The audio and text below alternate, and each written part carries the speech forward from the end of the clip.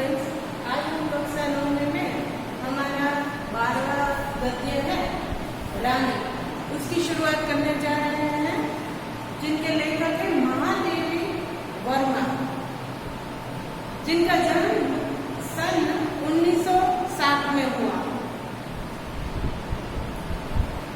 तो आइए चलिए हम शुरू करते हैं अपना 12वां गद्य रानी। पहले हम महादेवी वर्मा, जो हमारे इस पाठ की लेखिका है, उनका परिचय जानते हैं। बाद में हम हमारे गद्य की शुरुआत करेंगे। हिंदी साहित्य में महादेवी वर्मा अर्थात मैं नीर भरी दुख की बदरी और तुमको नीर में ढूंढा, तुम में ढूंढी पीड़ा, कहने वाली सहृदय बाहुल अत्यंत संवेदनशील और समग्र नीव सृष्टि पर अनुकंपाओं से करने वाली छायावादी युग की अप्रतिम रचनाकार। छायावादी युग के 4 स्तंभ गिने जाते हैं: प्रसाद, पंत, महादेवी और निराला। इनमें प्रसाद के साथ सदैव इतिहास बोध रहा, तो पंत प्रकृति के कोमल कांत पदावली के रचनाकार के रूप में पहचाने गए।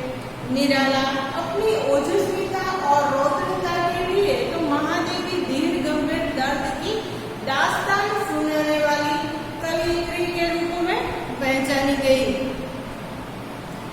फर्रुखाबाद में उत्तर प्रदेश जन्मी महादेवी सही अर्थ में एक विदुषी और प्रगल्भा नारी के रूप में समग्र जीवन जी गई। मुख्यतः महादेवी कवयित्री ही रही, किंतु स्मृति की रेखाएं जैसी रचना के द्वारा उत्तम गद्यकार, रेखा चित्रकार के रूप में अपनी पहचान बनाने में सफल रही है। प्रयाग महिला विद्यापीठ की प्राचार्य और कुल गुरु के पद पर रहकर शिक्षा के क्षेत्र में आपने अनुभव योगदान दिया है। निहार, रश्मि, नीरजा, काव्यगीत, दीपशिखा, अतीत के चलचित्र और स्मृति की रेखाएं आदि आपकी बहुचर्चित एवं लोकप्रिय रचनाएं हैं। यहाँ पर रानी जो हमारा गद्य है उसका थोड़ा सा परिचय दिया हुआ है, तो थोड़ा सा परिचय हम इस पाठ के बारे में जान लेते हैं। यहाँ रानी नामक एक घोड़ी उनके 2 साथी निकी और रूसी के साथ आई है, सम्मिलित है, जिसका बड़ा मार्मिक और भावुकतापूर्ण शैली में चित्र अंकित किया है। ऐसा लगता है यह नेवला, यह टुकी और यह घोड़ी हमारे सामने ही है। पशु, पंछी और निर्दोष भोले ऐसे प्राणियों के प्रति महादेवी जी का स्नेह और प्रेम छलकता नजर आता है। तो ये रानी जिसकी आज हम बात करने वाले हैं वो एक घोड़ी है, जिस पर बैठकर बच्चे कितना आनंद लेते हैं और अपनी जो सारी छोटी छोटी बातें भी रानी के साथ शेयर करते हैं, उसके साथ खेलते हैं, उस पर सवारी करते हैं और आनंद लेते हैं। और रानी भी जैसे उसके घर का एक हिस्सा बन गई, उसके घर के एक सदस्य बन गई, इस तरह से रानी भी उसके साथ रहती है। तो ये रानी, ये घोड़ी की बात है। तो आइए चलिए हम शुरू करते हैं हमारा 12वां गद्य रानी। रियासत होने के कारण इंदौर में शानदार घोड़ों और सवारों का आधिपत्य था। रियासत यानी कि अमीरी होने के कारण इंदौर शहर मध्य प्रदेश में स्थित है, जहाँ पर शानदार घोड़ों और सवारों का आधिपत्य यानी कि अधिकता था। जो अमीर लोग थे वो घोड़े पालते थे अपने यहाँ और उस पर सवारी करके जाते थे और सवारी का आनंद लेते थे। इसके अतिरिक्त हम अंग्रेजों के बच्चे को छोटे टट्टुओं या सफेद गधों जिसकी जाति के संबंध में रामा ने हमारा ज्ञानवर्धन किया था। ज्ञानवर्धन करना यानी कि जानकारी देना, किसी बात पर जानकारी देना। पहले अंग्रेज थे तो अंग्रेज जो थे, पहले इतना जो है वाहन व्यवहार इतना नहीं था। एक या दूसरी जगह पर जाना होता था तो लोग क्या करते थे, घोड़े पर या घुड़सवारी करके या घोड़े की गाड़ी में होके सवार होके जाते थे एक या दूसरी जगह पर। उसी तरह यहाँ पर जो रामा है उनके यहाँ पर काम करता है, वो उसे बताता है कि अंग्रेजों के बच्चे हैं ये छोटे टट्टू यानी कि घोड़े और गधे, जो छोटे टट्टू सफेद कलर के होते हैं ना, उस पर सवार होकर यहाँ से वहां जाते हैं। रामा की कहानियों में तो राजा अपराधियों को गधे पर चढ़ाकर देश निकाला देता था।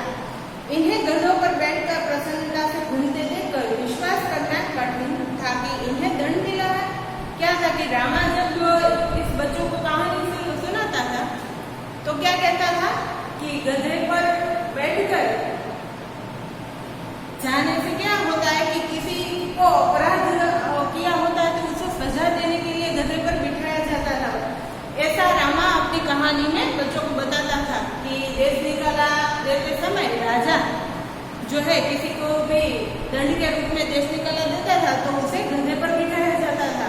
तो यहाँ पर रामा जो बात करता है ना कि अंग्रेजों के बच्चे टट्टुओं पर बैठ कर निकलते थे तो ये बच्चे उसको विश्वास नहीं कर सकते थे, उसको विश्वास करना कठिन लग रहा था कि क्या इसे दंड मिला है इस बच्चों को अंग्रेजों के कि ये गधों पर बैठकर जा रहे हैं। ऐसा इस बाल मानस में उन बच्चों को आता था। रामा के पास हमारी जिज्ञासा का समाधान था, समाधान यानी कि हल। उसकी जिज्ञासा है, छोटे छोटे बच्चों को ज्यादा कुछ जानने की जिज्ञासा होती है तो हर एक बात का जवाब जो है रामा उसे देता था। इन्हें विलायत में गधे पर बैठने का दंड देकर भारत भेजा गया है क्योंकि वहाँ यह वाहन नहीं है।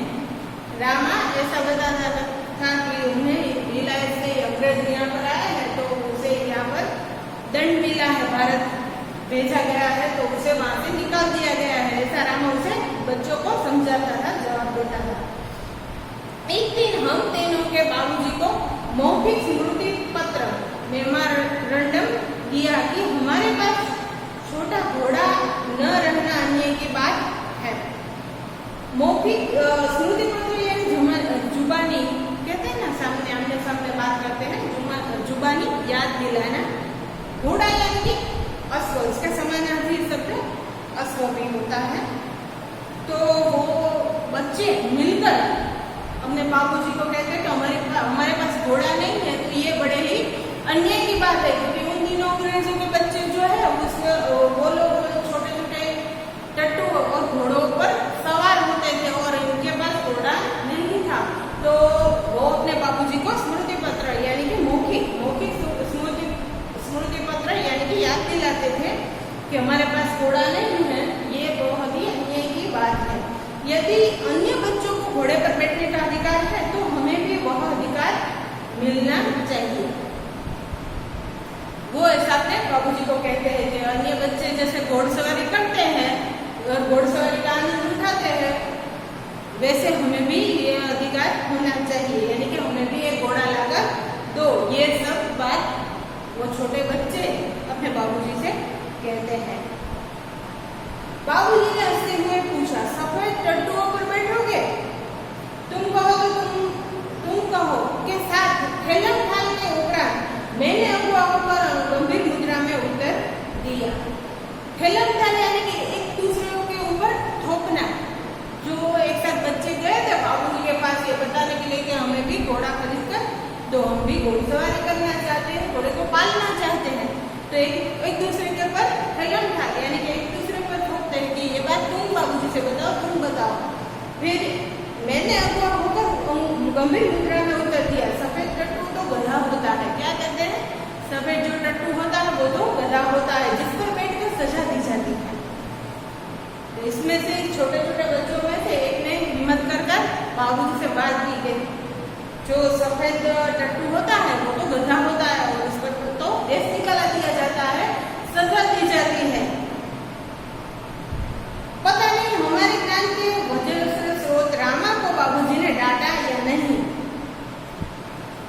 वज्र स्रोत यानी कि सदा बहने वाला प्रवाह जिसे हम कहते हैं, जिस पर बैठकर सजा दी जाती है। यहाँ पर हमने यहाँ तक पढ़ा। पता नहीं हमारे ज्ञान के वज्र स्रोत रामा को बाबूजी ने डांटा या नहीं, परंतु कुछ दिन बाद हमने देखा कि एक छोटा सा चॉकलेटी रंग का टट्टू आंगन के पश्चिम वाले बरामदे में बांधा गया है। बाबूजी को बताने के बाद ही थोड़े दिनों के बाद आंगन में चॉकलेटी रंग का एक टट्टू आंगन में पश्चिम वाले बरामदे में बांधा हुआ उन बच्चों को दिखाई दिया। बरामदा तो घोड़े बांधने के लिए बनाया नहीं गया था, अतः बाहर से टट्टू को लाने के लिए दीवार में एक नया दरवाजा लगाया गया और उसकी मालिश करने तथा खाने पीने घूमने आदि की उसकी देख रेख के लिए छुट्टन नाम का एक साइज रखा गया। अब घोड़ा पाला है तो उसकी देखभाल के लिए, उसको खाना खिलाने के लिए, उसको बाहर घूमने ले जाने के लिए एक साइज यानी कि घोड़ों पे जो देखभाल करे ना उसे साइज बोलते हैं, घोड़े की देखभाल करने वाला। तो ऐसा एक आदमी रखा गया जो घोड़े की सारा दिन देखभाल कर सके। अब तो हम उस छोटे टट्टू से बहुत प्रभावित और आकर्षित हुए। हमारे तथा हमारे अन्य साथी जीवों के लिए न मकान में कोई परिवर्तन हुआ, न कोई विशेष नौकर रखा गया। रामा को तो नौकर कहा नहीं जा सकता, क्योंकि वह तो डांटने फटकारने के अतिरिक्त हमारे कान भी खींचता था और हमारी खिड़की तक दरवाजे में परिवर्तित नहीं हो सकी, जिससे हम रोजी और निक्की के साथ कूदने के कष्ट से मुक्त हो सकते। बाबूजी से यह सुनकर कि वह टट्टू हमारी सवारी के लिए आया है, हम सब 4-5 दिन उससे रुष्ट और अप्रसन्न ही घूमते रहे, परंतु अंत में उसने हमारी मित्रता प्राप्त कर ही ली। बाबूजी से इन लोगों को, बच्चों को पता चला कि ये उनकी सवारी के लिए, उनके साथ खेलने के लिए टट्टू पाला गया है ताकि ये उसके साथ घूम सके। लेकिन थोड़े दिन बच्चे फिर भी रुष्ट ही रहे, यानी कि अप्रसन्न रहे, रूठे हुए रहे। फिर उन्होंने दोस्ती कर ली उन टट्टू के साथ। हम सब 4-5 दिन उससे रुष्ट और अप्रसन्न ही रहे, परंतु अंत में हमने उससे दोस्ती कर ली। रामा से उसका नाम पूछने पर ज्ञात यानी कि जानकारी मिली हुआ कि उसे ताजरानी कहकर पुकारा जाता है। बूढ़ी का नाम क्या था? ताजरानी। ताजमहल का चित्र हमने देखा था और रामा और कल्लू को माँ की सभी कहानियों में रानी के सुख दुख की गाथा सुनते सुनते हम उसके प्रति बड़े सहृदय हो गए थे। ताजमहल जैसे भवन की रानी होने पर भी यह वहां से कहानी की रानी की तरह निकाल दी गई है। यह कल्पना करते ही हमारी सारी ईर्ष्या और सारा रोष करुणा से पिघल गया और हम उसे और अधिक आराम देने के उपाय सोचने लगे। वह इतनी सुंदर थी कि अब तक उसकी छवि आंखों में बसी जैसी है। हल्का चॉकलेटी चमकदार रंग जिस पर दृष्टि फिसल जाती है, यानी कि दृष्टि उस पर से निकलती नहीं, इतना सुंदर वो घोड़ी थी। हल्का चॉकलेटी कलर उसका था। खड़े छोटे कानों के बीच में माथे पर झूलता अयाल का गुच्छा, बड़ी काली स्वच्छ और पारदर्शी जैसी आंखें, लाल नथुने जिन्हें खुला कर चारों ओर की गंध लेती रहती। ये सारी बातें किसकी है?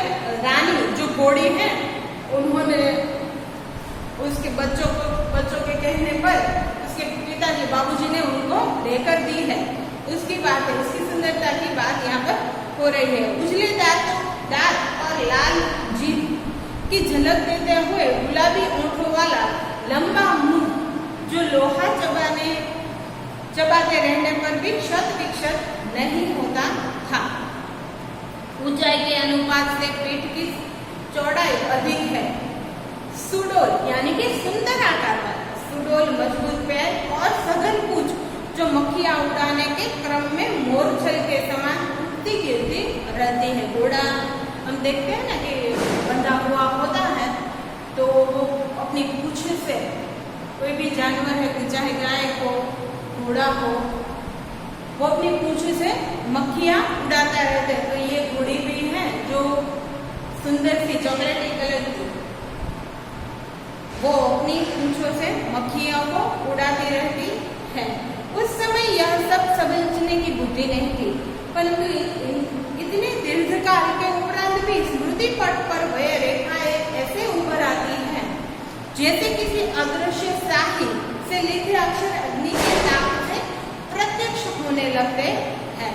हम बार बार सोचते हैं कि वह कुछ और छोटी क्यों न हुई होती तो हम रोजी और निक्की के समान उसे भी अपने कमरे में रख लेते। क्या कहते हैं बच्चे कि अगर ये घोड़ी छोटी होती तो जैसे उसने अपने घर में कुत्ता बिल्ली सब कुछ पाल रखा था तो उसे तो कुत्ते और बिल्ली को घर में हम रख सकते हैं, लेकिन घोड़ी उसे घर में रखा नहीं जाता। तो ये सोचते हैं, उसके बाल मानस में ये ख्याल आता है कि अगर ये छोटी होती तो हम रोजी और निक्की की तरह उसे भी अपने घर में अपने साथ रख लेते। रानी को अपने कमरे में ले जाना संभव नहीं था, अतः अस्तबल बना हुआ बरामदा ही हमारी अराजकता का कार्यालय बना। यानी कि घोड़ों को रखने का स्थल जो होता है ना उसे अस्तबल कहते हैं, और कार्यालय यानी कि दफ्तर। यानी कि पूरा दिन जो ये बच्चे हैं वो नई घोड़ी आई थी उसके घर में, तो वो पूरे दिन ही अस्तबल में उस घोड़ी के साथ रहते थे। वही उनका दफ्तर है, वो मुख्य कार्यालय बन गया, यानी कि वो वहीं पर खेलते रहते थे। बरामदा घोड़े बांधने के लिए तो बना नहीं था। बरामदा यानी कि जो कमरे के बाहर की थोड़ी खुली जगह होती है ना, जिन्हें अपने वरंडो बोलते एनी बात से, बरामदा घोड़े बांधने के लिए तो बना नहीं था। तो उसकी दीवार में खुली अलमारी और कई आतेता थे, उन्हीं में हमारा स्वेच्छया विस्थापित और शरणार्थी खिलौनों का परिवार स्थापित होने लगा। पूरा दिन जो है ये बच्चे, छोटे छोटे बच्चे, रानी जो घोड़ी उन्होंने पाल रखी थी वो उसके साथ अस्तबल में खेलते रहते थे। रानी की गर्दन में झूल झूल कर, उसके कान और अयाल में फूल खोस खोस कर और उसको बिस्कुट मिठाई आदि खिला खिलाकर थोड़े ही दिनों में हमने उससे मैत्री कर ली कि हमें न देखने पर वह अस्थिर होकर पैर पटकने और हिनहिनाने लग गई। अब रानी भी उस बच्चों के साथ इतनी जुड़ गई थी, उसे भी उन बच्चों के साथ इतना लगाव हो गया था उस घोड़ी को भी, कि अगर वो इस बच्चों को उसके साथ नहीं देखती तो वो नीचे पर धरती में पैर पटकने लगती जमीन पर और हिनहिनाने लगती। जैसे घोड़ियाँ हिनहिनाती है ना, उसी तरह वो हिनहिनाने लगती। अगर बच्चों को उसके पास नहीं देखती ना तो उसे भी बच्चों के साथ लगाव सा हो गया था। और ये बच्चे भी क्या करते थे तो कि उनके कानों में फूल खोसते थे, उसके बालों में जो ऊपर होते हैं ना, तो उसके कान के बाजू में उस बालों पर वो फूल खोसते रहते थे, उसके गले में झूलते रहते थे और उसके बिस्कुट और सभी कुछ खिलाते रहते थे। तो रानी को भी उसके साथ लगाव हो जाता है और उसको ना देखने पर, बच्चों को ना देखने पर वो पैर पटकती रहती थी जमीन पर या हिनहिनाने लगती थी।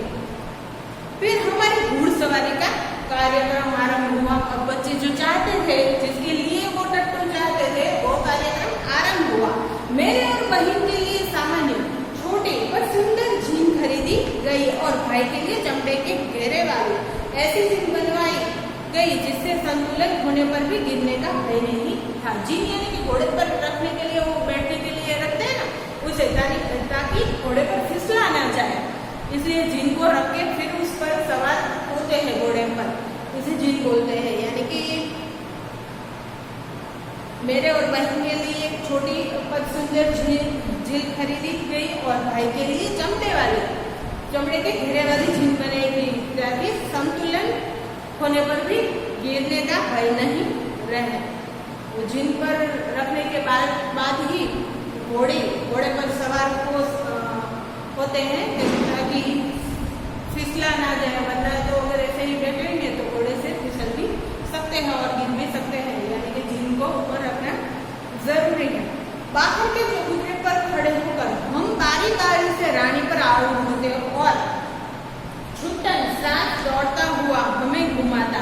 छुट्टन कौन, जो घोड़ी का, घोड़ी के पूरे दिन खाना देता था, उसकी देखभाल करता था और बाहर इस बच्चों को घुमाने के लिए भी ले जाता था। तो वो एक के बाद एक बच्चे इस घोड़ी पर, रानी पर आरूढ़ होते थे। आरूढ़ होना यानी कि सवारी करना, बैठना ऊपर। और जो छुट्टन था वो भी इन लोगों के साथ दौड़ता था ताकि बच्चे कोई गिर विर ना जाए। इसलिए वो भी छुट्टन जो घोड़ी की देखभाल रखता था ना, वो भी इस बच्चों के साथ घूमता था ताकि बच्चे को कोई नुकसान ना हो, वो वहां से गिर ना जाए। घोड़ी के ऊपर बैठे होता है ना, तो गिर ना जाए, ऐसा ध्यान रखने के लिए छुट्टन भी साथ में जाता था। सवेरे भाई बहन घूमते और स्कूल से लौटने पर तीसरे पहर या संध्या समय मेरे साथ यह कार्यक्रम दोहराया जाता। परंतु ऐसी सवारी से हमारी विद्रोही प्रकृति कैसे संतुष्ट हो सकती थी? अस्तबल में रानी की गर्दन में झूलकर तथा स्टूल के सहारे उसकी पीठ पर चढ़कर भी हमें संतोष न होता था। अभी ये बच्चे हैं, थोड़े दिन के बाद उसे कुछ नया चाहिए। अभी ये बच्चे घूमते भी थे रानी के ऊपर बैठकर और स्टूल लेकर, अभी घोड़ी तो बड़ी होती है ना, तो वो चढ़ नहीं पाते, तो क्या करते थे, स्टूल रखते थे, फिर स्टूल पर चढ़कर रानी के ऊपर चढ़ते थे। फिर भी इनको संतुष्टि नहीं मिलती थी। अंत में एक छुट्टी के दिन दोपहर में सबके सो जाने पर हम रानी को खोलकर बाहर ले आए और चबूतरे पर खड़े होकर उसकी नंगी पीठ पर सवारी करके बारी बारी से अपनी अधूरी शिक्षा की पूरी परीक्षा लेने लगे। वो क्या करते कि एक दिन सब घर के सभी सदस्य सोए हुए होते हैं, तो सारे बच्चे जो है सुबह में जाके घोड़ी को छुड़ा कर लाते हैं, बंदी हुई होती है ना वहाँ पर, तो वहां से छुड़ा कर ले आते हो और ऐसी ही नंगी पीठ, यानी कि उस पर जो मैंने बताया ना कि सवारी करने के लिए रखा जाता है चमड़े का, वो कोई भी नहीं रखा था और ऐसे ही नंगी पीठ पर वो सवारी करने लगे। तो अंत में एक छुट्टी के दिन सारे बच्चे छुट्टी के दिन दोपहर में सबको सो जाने के बाद रानी को खोलकर बाहर ले आए और चबूतरे पर खड़े होकर उसकी नंगी पीठ पर, या कि जीन के बिना की, उस पर जीन नहीं रखी थी, ऐसे ही नंगी पीठ पर वो सब बारी बारी सवारी करने लगे। यह स्वाभाविक ही था कि ताज रानी हमारी अराजक प्रवृत्तियों से प्रभावित हो जाती। बच्चे जो भी करते, ये रानी जो थे, ताज रानी जो घोड़ी का नाम है, वो इन लोगों से प्रभावित हो जाती। वो उसे किसी भी तरह का नुकसान नहीं पहुंचाती थी क्योंकि वो उसके घर की सदस्य बन चुकी थी। वास्तव में बालकों में चेतना के विभिन्न स्तरों का बोध न होकर सामान्य चेतना का ही बोध रहता है। अतः उनके लिए पशु पक्षी वनस्पति सब एक परिवार के हो जाते हैं। उनसे लगाव सा बच्चों को तुरंत ही हो जाता है। निक्की रानी की पूंछ से झूलने लगता था, रोज ही इच्छा अनुसार उसकी गर्दन पर उछल कर चढ़ती और नीचे कूदती थी और हम सब उसकी पीठ पर ऐसे गर्व से बैठते थे मानो मयूर सिंहासन पर आसीन हो। सब बच्चे हैं रानी के साथ इतने घुल मिल गए थे, उसे रानी के साथ बहुत ही आनंद मिलता था। पूरे दिन रानी के साथ ही वो रहते थे। रानी हम सब की शक्ति और दुर्बलता जानती थी। उसकी नंगी पीठ पर आयाल पकड़कर बैठने वाले को वह दुल की चाल से इधर उधर घुमाकर संतुष्ट कर देती थी। परंतु एक बार मेरे बैठ जाने पर भाई ने अपने हाथ की पतली संटी उसके पैरों में मार दी। पतली सी सोटी होती है ना, जिसे गुजराती में कहते हैं सोटी, ऐसी लकड़ी का टुकड़ा उसके पैरों पर ऐसे उसके भाई ने मार दिया। तो फिर आगे क्या होता है, चलिए देखते हैं।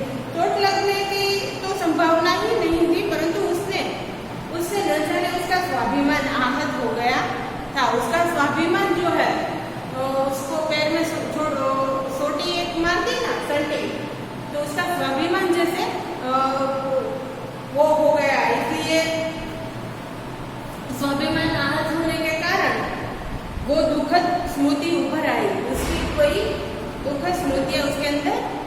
उभर कर आ गई। वह ऐसे वेग से भागी मानो सड़क, पेड़, नदी, नाले सब उसे पकड़ बांध रखने का संकल्प किए हो। उसके पैरों में उसके भैया ने छोटी सी संटी मारती तो जैसे उसका स्वाभिमान ही आहत हो गया। तो वो ऐसे भागी दौड़कर कि जैसे पेड़, नदी, नाले सब उसको पकड़ बांध रखने का संकल्प लिए हो। कुछ दूर में मैंने अपने आप को उस उड़न खटोले पर संभाला। रानी इस तरह से भागी, इसलिए कुछ देर तक तो बच्चे ने उस पर संभाला, परंतु गिरना तो निश्चित था। मेरे गिरते ही रानी मानो अतीत से वर्तमान में लौट आई और इस प्रकार निश्चल खड़ी रह गई जैसे पश्चाताप की प्रस्तर प्रतिमा हो। अब रानी को भी दुख होता है क्योंकि वो ऐसे भागी तो सही, लेकिन बाद में उस पर सवार वो बच्चा जो है, बच्ची वो वहां से गिर जाती है तो एकदम से ही वो रुक जाती है क्योंकि उसे पश्चाताप होने लगता है कि मैंने ये क्या कर दिया, इस छोटे से बच्ची को गिरा दिया, यानी कि वो वहां पर स्थिर ही खड़ी हो जाती है। साथियों की चीख पुकार से सब दौड़े और फिर बहुत दिनों तक मुझे बिछाने पर पड़ा रहना पड़ा। स्वस्थ होकर रानी के पास जाने पर वह ऐसी करुण पश्चाताप भरी दृष्टि से मुझे देखकर हिनहिनाने लगी कि मेरे आंसू आ गए। अब उसे इतना पश्चाताप होता है। देखिए जैसे पशु जो है होते हैं उसमें भी भावनाएं होती है, आप बोल नहीं सकते लेकिन उसमें भावनाएं तो होती है। उसे भी पता चलता है कि मेरी गलती से छोटी सी बच्ची को कितना लग गया और उसे कितने दिनों तक बिछाने पर पड़ा रहना पड़ा। तो वो पश्चाताप भरी नजरों से उसे देखती रही। एक बार भाई के जन्मदिन पर नानी ने उसके लिए सोने के कड़े भेजे। सामान्यतः हम कोई भी नया कपड़ा या आभूषण पहनकर रानी को दिखाने अवश्य जाते थे। रानी जो है वो उस सभी बच्चों की दोस्त बन गई थी, तो वो कुछ भी नया घर में लाते थे ना तो रानी के पास लेकर तुरंत ही जाते थे।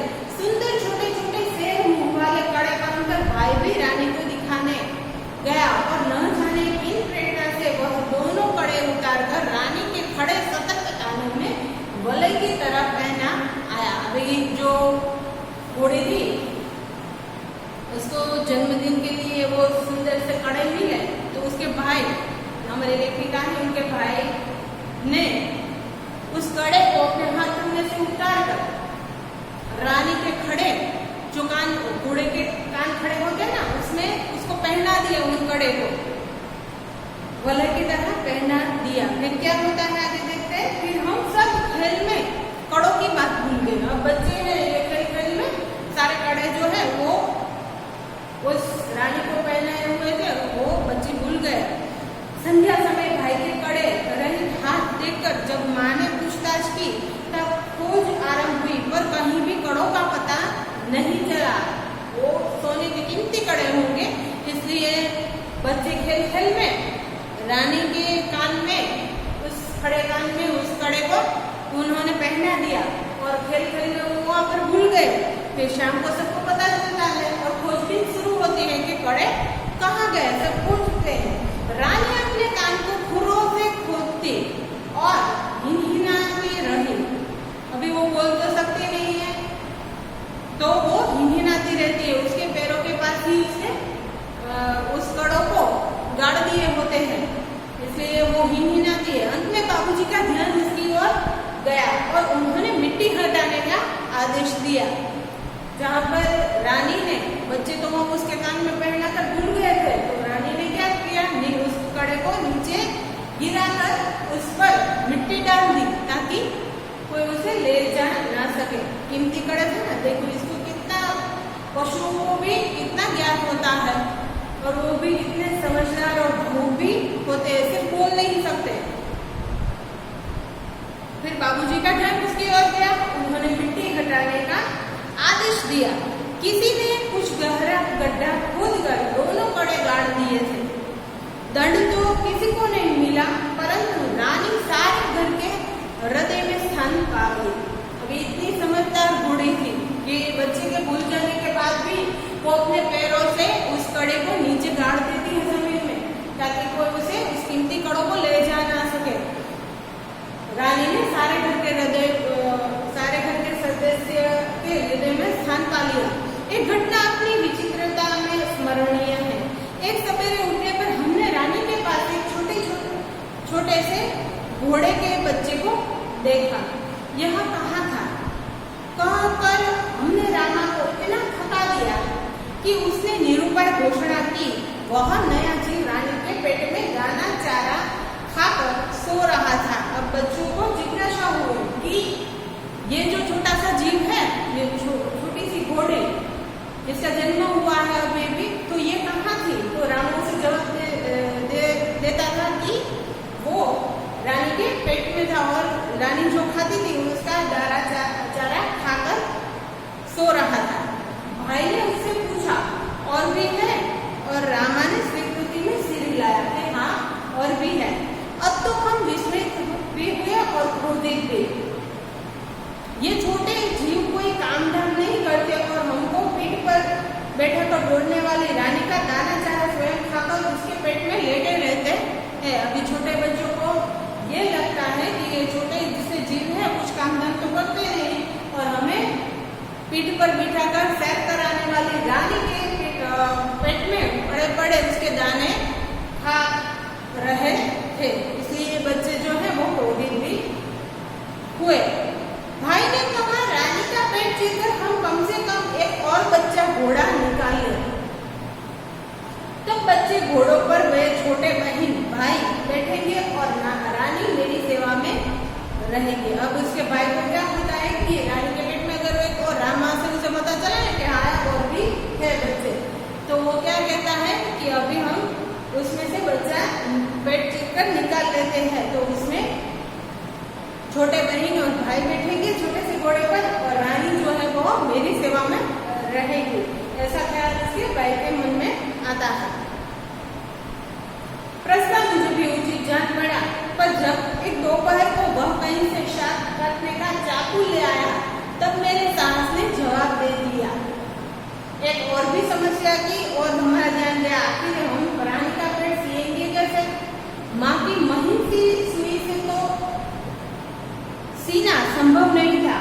टाट सीने का बड़ा सूजा रामा अपने कोठारी में रखता था, जहाँ हमारी पहुँच नहीं थी। कुछ दिनों के उपरांत जब रानी का असली शिशु कुछ बड़ा होकर दौड़ने लगा तब हमें न अपना क्रोध स्मरण रहा और न ही प्रस्ताव। बाद में वो छोटा सा जो बच्चा है जो रानी ने दिया था वो बड़ा हो जाता है और वो भी दौड़ने लगता है। तो पुरानी सारी बातें जो है वो ये बच्चे भूल जाते हैं और उससे भी रानी के साथ उसके बच्चे के साथ भी खेलने लगते हैं। तो यहाँ पर ये हमारा रानी पाठ है ये पूरा होता है। और आइए चलिए हम थोड़े से समानार्थी शब्द है और विरुद्धार्थी शब्द जो यहाँ पर हमने लिखे हैं वो थोड़े से जान लेते हैं। देखिए पर्यायवाची शब्द है जिज्ञासा यानी कि उत्कृष्टता, उत्सुकता, आतंकित यानी कि भयभीत, शेष यानी कि रोष यानी कि क्रोध, अराजकता तो अव्यवस्था, और आरूढ़ यानी कि सवार होना। रानी पर आरूढ़ होते थे ना, यानी कि रानी पर सवार होते हैं। बोध यानी कि ज्ञान, बोध मिलना यानी कि ज्ञान मिलना, जानकारी मिलना। दुर्गी यानी धमनी, आहत तो घायल, वलय यानी छल्ला, और विस्मृत यानी चकित हो जाना। चकित जिसमें है ना विस्मृत। ईर्ष्या तो जलन, समाधान तो हल, किसी बात का समाधान मिलने के हल मिलना। आधिक्य यानी अधिकता, किसी बात का अधिक होना, उसे आधिक्य भी बोलते हैं। सदय यानी दयालु, पश्चाताप यानी पछतावा। अब थोड़े से विरुद्धार्थी शब्द जान लेते हैं। अपराधी यानी